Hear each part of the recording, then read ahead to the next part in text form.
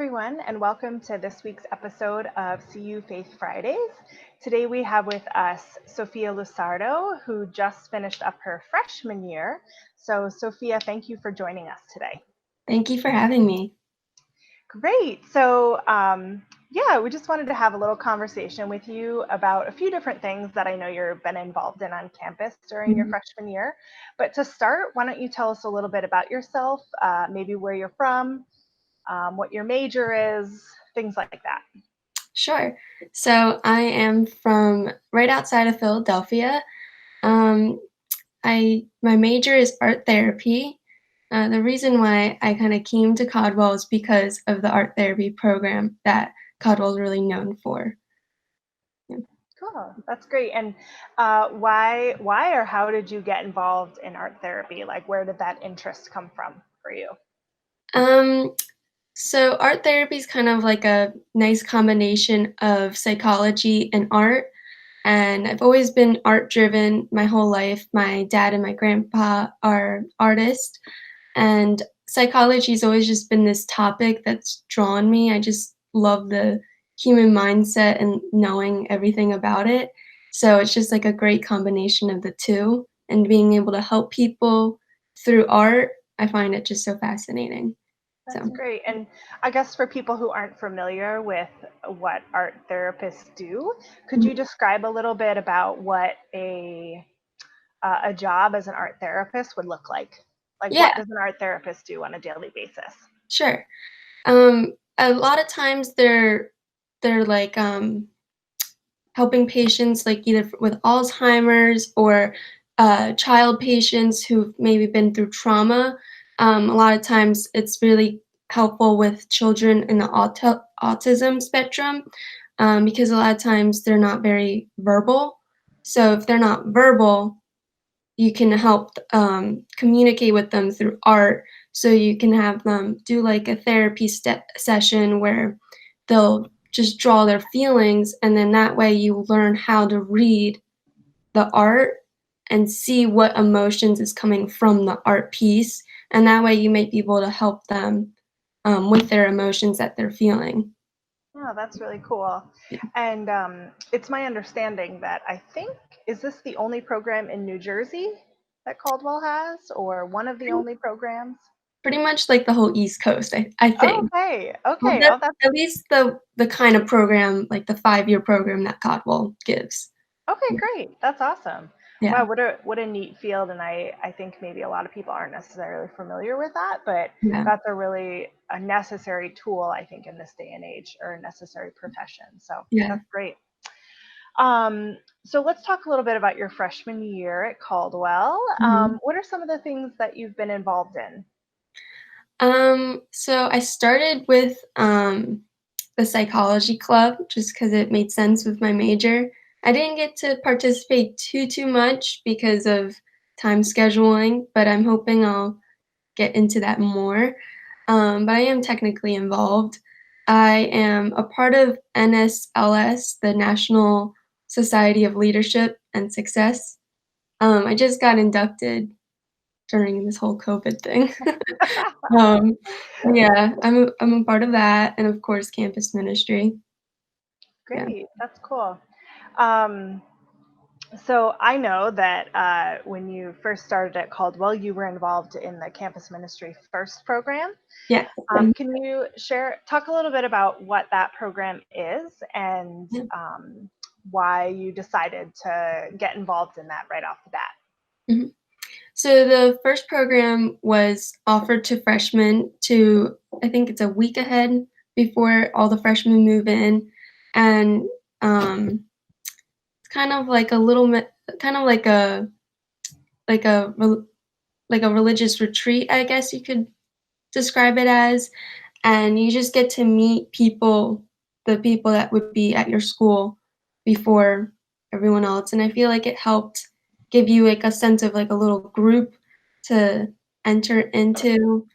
Um, the reason why I did it was because my sister did something similar, not as religious based, but she did do something similar that helped her with the like, getting into college, and especially since I was moving 2, hours away, I think it was more helpful for me, so I can get a feel of the community and have, like, a starting group because I can be very shy, and I think it just really helped me get my toes into the water, and it's definitely very beneficial for me, um, Great. doing that, yeah. That's great. That's awesome. And yeah, for those who are unfamiliar, it's as Sophia said, a religious retreat, and there's a pretty big service component. So Mhm. the students do service in the community for a few days before all of the other freshmen move in. So, as she said, it's a great way to get your feet wet. So being involved in campus ministry, what are some of the things that you do for campus ministry or have done during your freshman year? Well, my biggest role is probably the midnight runs. Um, that is we do it twice a semester, Thursday nights, and we go out to the city, New York City, and we we either bring clothing or we bring food. We flip flop it, and we bring those things to homeless or, well, more like people in need because we don't like to say that they're homeless because we hope that one day they won't be. Um, yeah, so I usually sort the closet, the clothing that we get donated, and I help with the food. We make sandwiches for them, like little sandwich bags with snacks in there. And yeah, we bring it to them, and we get back to campus around midnight. And yeah, so that's probably my biggest role is the midnight runs. Oh, awesome. Yeah. Great. Yeah. And um, uh, so it sounds like a big part of your faith is service. So between the Yeah. Midnight Run and the first program, Mhm. what does your faith mean to you? And I guess how did you get involved in Mhm. service through your faith? Like, where was the beginning of that for you? Um, well, I went to Catholic school all my life, so I guess service has always just kind of been thrown at me. Um, but for confirmation, you have to have like 3 no, like 6 at least for my school, we had to have like 6 service things done, and we had to have like 3 outside of community and 3 in the like church community. So that really like opened my doors because I had to go to stuff in the church, like things that were running during the church and then things outside of the church. So I think that just really opened my gates to community, like all kinds of community. Like community doesn't always have to be church based. So I think that just um, really opened me up to what community is for me, and I just found that a part of my faith. I just put the 2 together. That's great. That's Yeah. great. Can you describe, or how would you describe your faith right now and your relationship with God? Um, my faith, um, I would describe my faith as like a reason for me to get out of bed. Um, it really helps me learn how to trust God, how it helps me see like what Jesus is in my life. Helps me trust in his plan that he has because I believe God has a plan for everyone. And it just helps faith just helps me blindly follow his plan for me, and just trust in him. That's Mm, great. That's yeah. good. And do you feel like during this pandemic that has helped you at all, or in what ways have you been leaning into that? Yeah, I definitely think the situation we're in has helped me. I think it's helped strengthen my faith because um, trusting is always hard. You always have obstacles in your way that make you believe, like, oh, why do I trust in him if he's thrown this at me? But just really trying to push through, um, and just choosing to be to follow that, um, and just believing in him Yeah. has really helped me get through the situation. Yeah. What do you think has been challenging for you during this time, whether it's faith related or not faith related? I think for me, like, not being able to see a lot of my family members, like my grandparents, not being able to see them is really challenging. Like, I think I've mentioned to you before, my grandfather has Alzheimer's, so it's really, hard because people with Alzheimer's, being able to see them a lot can help them kinda remember you, and not being able to see him, he's not really remembering me. So, it's very challenging because it's like is it's like sometimes I believe, like, "Why is God doing this to me?" But at the same time, it's just part of his plan, you know? Yeah. So, it's Yeah, challenging in that way, in that sense yeah, for that me. is tough. That is Yeah. tough.